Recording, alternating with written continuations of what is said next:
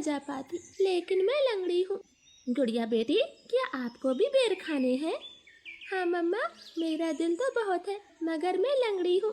मेरी बेटी लंगड़ी है तो क्या हुआ, उसकी माँ तो स्वस्थ है। चलो आज मैं आपको बेरी के पेड़ पर ले जाती हूँ। आप भी जग्गू कुक्कू की तरह डाल पर बैठकर खूब बेर खाना। अब जल्दी चलो। फिर एक टोकरी में गुड़िया को बिठाकर मम्मा चिड़िया भी घर से बाहर चली जाती है। खट्टा मीठा बेर है, दिल कर रहा है इसकी गुठली भी खा जाऊं। नहीं जग्गू, गुठली नहीं खाना, बेर बहुत है, तुम बेर को ही खाओ। मैं तो कुछ बेर अपने घर भी लेकर जाऊंगा। कोको दोस्त, वो देखें, आपकी मम्मा भी इसी तरफ आ रही है, शायद उन्हें भी खट्टे मीठे बेर खाने होंगे। फिर मम्मा चिड़िया गुड़िया के साथ पेड़ पर बैठ जाती है। गुड़िया तो कई महीनों के बाद घर से बाहर आई थी, वो बहुत खुश होती है। यहाँ कितना अच्छा लगता है, खुला आसमान, चारों तरफ पेड़ पौधे और ताजी ताजी हवा।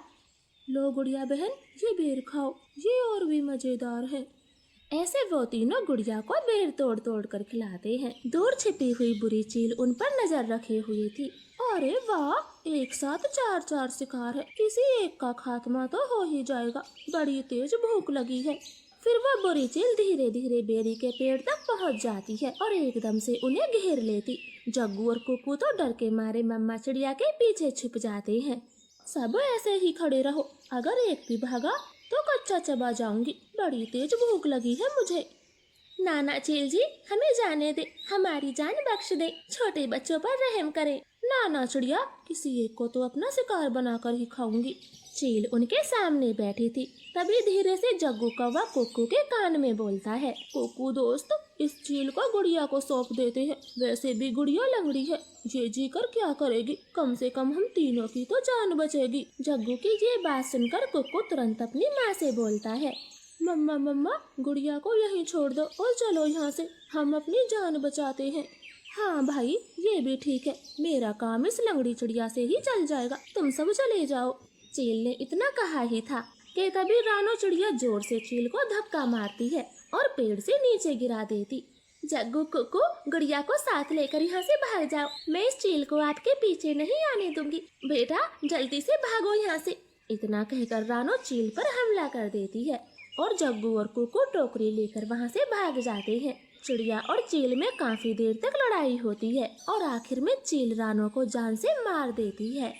मरगी, छोटी चिड़िया मरगी, मुझसे लड़ने चली थी, अब तेरा मांस में मजे से खाऊंगी। कुक्कू भाई, मम्मा अभी तक घर नहीं आई।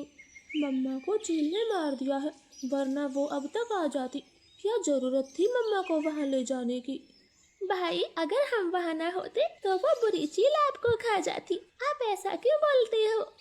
नहीं, हम चील के हाथ कभी ना आते, वो तो तुम साथ में थी, इसलिए मम्मा ने चील से लड़ाई करने की सोची। तुम लंगड़ी थी ना, माँ को तेरी वजह से मरना पड़ा, अब तू ही माँ की हत्यारन है, समझी? ऐसे कुक्कू तो गुड़िया को ही दोषी ठहराता है। अब गुड़िया का ध्यान रखने वाला कोई नहीं था।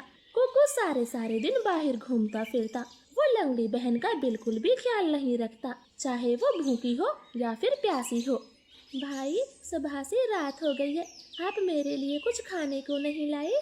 जंगल में भोजन की कमी हो गई है, अपना पेट भरना ही बड़ा मुश्किल है, ऐसे में तेरे लिए दाना कहाँ से लाता? ऐसा बोलकर कुक्कू तो सो जाता है। गुड़िया को पूरी रात नींद नहीं आती, क्योंकि वो तो कई दिनों से भूखी थी। मम्मा, मम्मा, अगर आज आप जिंदा होती तो मेरा कितना ख्याल रखती, अब तो मुझे भी भूखा सोना पड़ता है, मैं क्या